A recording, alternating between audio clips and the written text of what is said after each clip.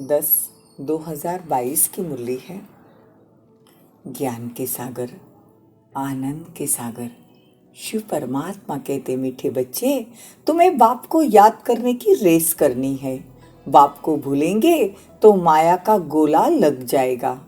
प्रश्न है, इस ड्रामा के किस गुह्य के रहस्य को तुम बच्चे ही जानते हो?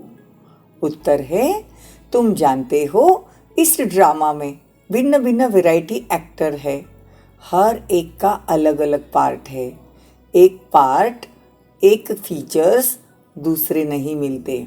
मतलब एक चेहरा, वैसे ही फीचर्स दूसरे आत्माओं के नहीं। करोड़ों आत्माएं हैं दुनिया में, लेकिन कभी एक दूसरे के चेहरे एक दूसरे से मिलते नहीं हैं। जो ऑलराउंडर हीरो पार्टधारी है उनका ही गायन है। बाकी जो थोड़ा समय 1-2 जन्म पार्ट बजाते हैं वो कमज़ोर पार्टधारी हुए।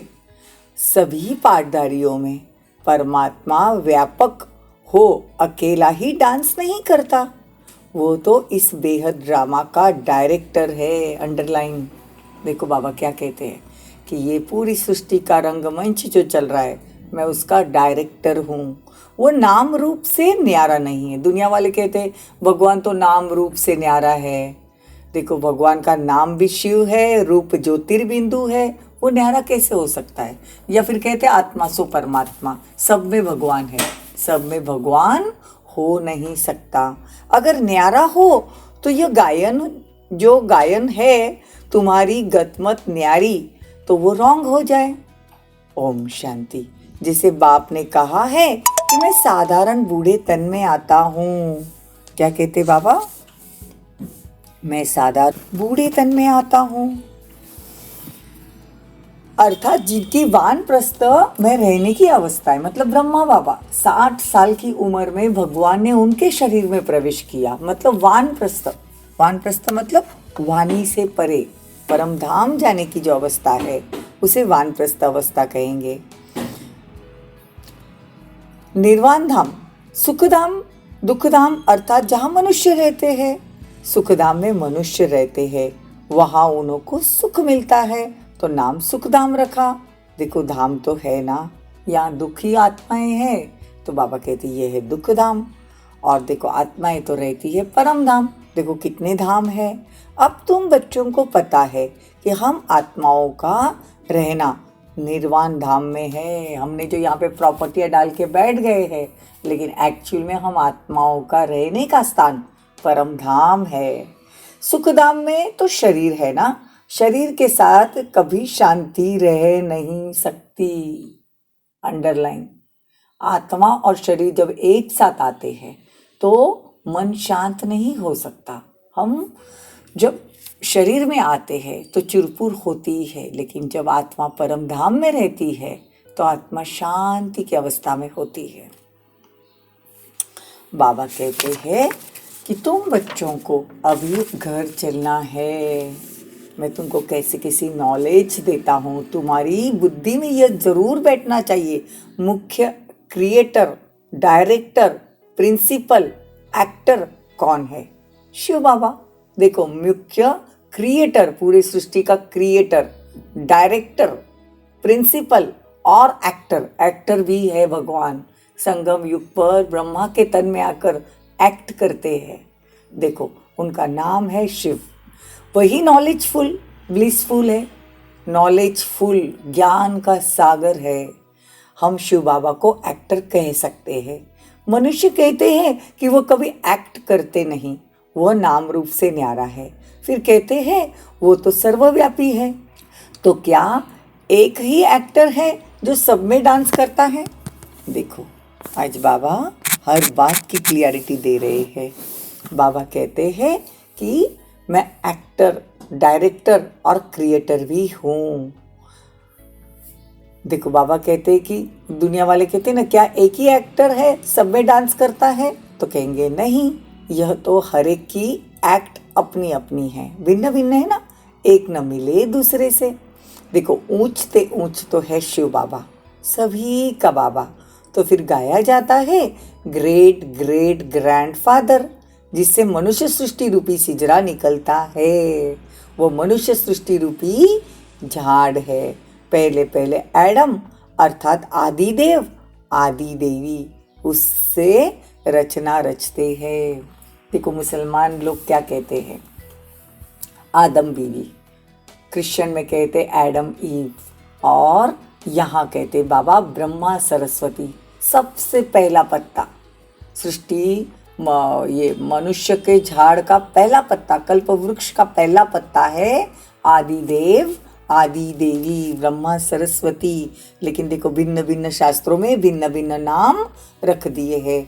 परंतु ब्रह्म कुमार कुमारी कोई सब थोड़े ही बनते हैं। क्या कहते बाबा, जो ब्राह्मण बनते हैं वही फिर देवता बनेंगे। ये पढ़ाई है ना, यज्ञ में चाहिए भी ब्राह्मण। वो ब्राह्मण लोग तो मटेरियल यज्ञ करते हैं। देखो तिल ध्रूत वगैरह डालते ना, आहुति डालते, तो यह तो बड़ा भारी यज्ञ है। देखो बाबा जो यज्ञ रचते हैं, पूरा 100 साल का यज्ञ चलता है। राजस्व अश्वमेघ अविनाशी रुद्र गीता ज्ञान यज्ञ, कितना बड़ा नाम है। हम बच्चों को बाबा ने जो यज्ञ रचा है उसका नाम भी पता होना चाहिए। उपद्रव शुरू होते हैं द्वापर से। बाप कहते हैं इस यज्ञ के बाद फिर आधा कल्प कोई यज्ञ नहीं होगा। 100 साल का यज्ञ एक बार खत्म हुआ, उसके बाद कोई यज्ञ नहीं। और देखो बाबा कहते हैं मेरी मत सब न्यारी है, तुमको शूद्र से ब्राह्मण बनाकर फिर देवता बनाता हूँ। देखो हमको ब्राह्मण बनाते हैं, ब्राह्मण द्वारा यज्ञ रचाते हैं, फिर ब्राह्मण से हमको देवता बनाते हैं। तो ऊंच ते ऊंच शिव बाबा, फिर सेकंड नंबर में है ब्रह्मा। शिव बाबा इन ब्रह्मा द्वारा बैठ सर्विस करते हैं, भगवान सर्विस करते हैं। रोज आकर हमारी कितनी सेवा करते हैं, ब्राह्मणों को देवता बनाते हैं। भ्रष्टाचार शुरू होता है द्वापर से, फिर अंत में बाप आकर महान श्रेष्ठाचारी बनते हैं। कला कमती होती है, 5000 वर्ष लगते हैं। तो श्रेष्ठ ते श्रेष्ठ हम देवता थे, वही फिर हम नीचे उतरे। ये खेल ऐसा बना है, कितना अच्छी रीति बाबा समझाते हैं। देखो आज बाबा पूरा खेल समझा रहे हैं। कोई बैठ समझे तो अच्छी तरह से समझ जाए। लेकिन बाबा कहते तुम तो कराची में भट्टी में पड़े, समझने के लिए आते थे, पार्टीशन के बाद सब भाग गए, तुम तो वहाँ रहे पड़े थे, तुमको किसी का संग नहीं था। संग से दूर होते भी नंबरवार पुरुषार्थ किया, क्योंकि सबका पुरुषार्थ एक जैसा तो हो नहीं सकता। इसका नाम रखा राजस्व अश्वमेघ। अश्व कहा जाता है घोड़े को। तुम हो रूहानी घोड़े, तुम्हारी दौड़ी है घर की तरफ। पहले हम बाप के पास पहुंचे। देखो ये घोड़े को कहाँ लेके जाना है। बल विलायत में रहो बाबा कहते, परंतु 7 रोज बाबा के संग का जरूर होना पड़े, क्योंकि 7 दिन का कोर्स करेंगे तभी बाबा को याद कर पाएंगे। संग तारे कुसंग बोरे, अगर तीर लग गया तो कहेगा 7 रोज रहना है। तो बाबा परीक्षा भी लेते हैं कि पूरा निश्चय है, दिल लगती है, तीर लगता है, बाप पढ़ाते हैं। अरे बाप के पास तो रहना चाहिए ना, सब पक्का रंग लग जाए तो विलायत में भी जा सकते हैं। अभी पवित्र बनेंगे तो 21 जन्मों की राजाई मिलेगी। बाबा युक्तियाँ तो बहुत बताते हैं, आहिस्ते आहिस्ते युक्ति से चलो, जिससे खिटपिट न हो, दोस्ती भी रहे और अपने आप को छुड़ाते भी रहो। बाबा रांझू रमज बाज है ना, तो रमज मतलब युक्तियाँ बताते हैं। ऐसे ऐसे करो। बहुत बच्चियाँ बू बू करके पति को ले आती है, फिर पति स्त्री के चरणों पर गिरते हैं, फिर इसने मुझे बचाया ऐसा कहते हैं। वो ब्राह्मण तो विकार का हथियाला बांधते हैं। यहाँ ब्रह्मा और ब्राह्मण हथियाला बांधते हैं पवित्रता का, वो कैंसल कर देते हैं। बच्चे कहते भी है बाबा आप हमको स्वर्ग में ले जाते हो ना, आपकी हम क्यों नहीं मानेंगे। खुशी से पवित्रता का कंगन बांधते हैं। अच्छा, मीठे मीठे सिकिलदे बच्चों प्रति माता पिता बाप दादा का याद प्यार और गुड मॉर्निंग। रूहानी बाप की रूहानी बच्चों को नमस्ते। हम रूहानी बच्चों की रूहानी माता पिता बाप दादा को याद प्यार गुड मॉर्निंग। नमस्ते, थैंक यू, बहुत बहुत शुक्रिया। धारणा के लिए मुख्य सार। पवित्र बनने की युक्ति आपे ही रचनी है। 21 जन्मों की राजाई के लिए पवित्रता की प्रतिज्ञा करनी है। श्रेष्ठ से श्रेष्ठ बनने के लिए श्रेष्ठाचार्यों से लेन देन करनी है। बाप के संग में रहकर निर्भय बनना है। वरदान। सर्वशक्तिवान के साथ की स्मृति द्वारा सदा सफलता का अनुभव करने वाले कंबाइंड रूपधारी भवो।